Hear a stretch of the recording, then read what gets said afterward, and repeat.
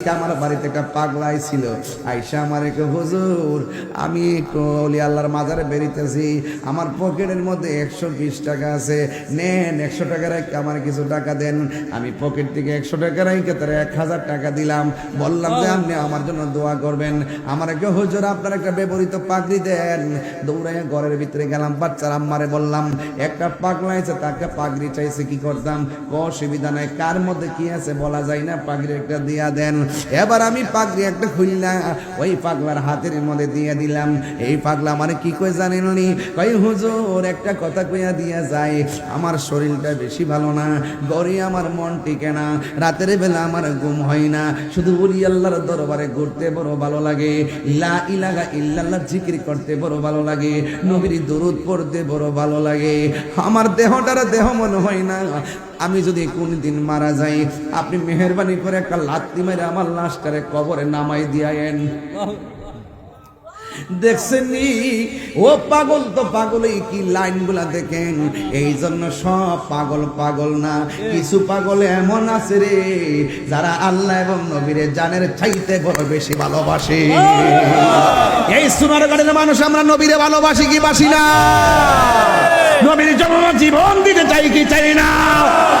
এই জন্য যুবক ঘরের মধ্যে পাগল টাগল আইলে দমক দিয়ে না।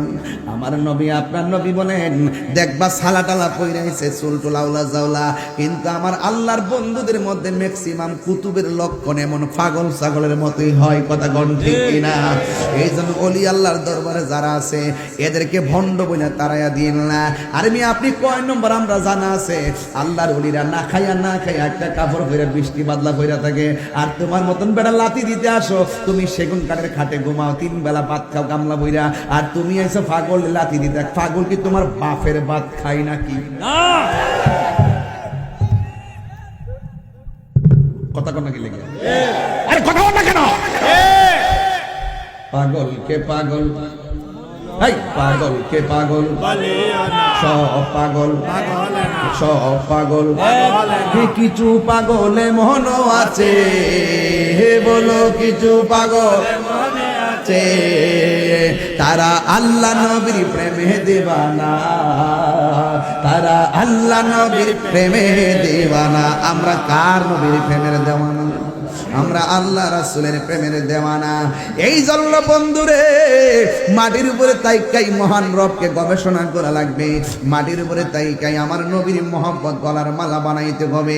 মাটির উপরে তাইকা আপনি আমি সকলেই আল্লাহকে রাজি খুশি কইরা না যাইতে পারলে 3.5 হাত মাটির নিচে যারা পড়ে আছে এই মানুষগুলা কিন্তু অনেক ভয়ঙ্কর অবস্থায় আছে। ওয়া মা ইয়াস্তাবিল আহইয়া ওয়াল আমওয়াত,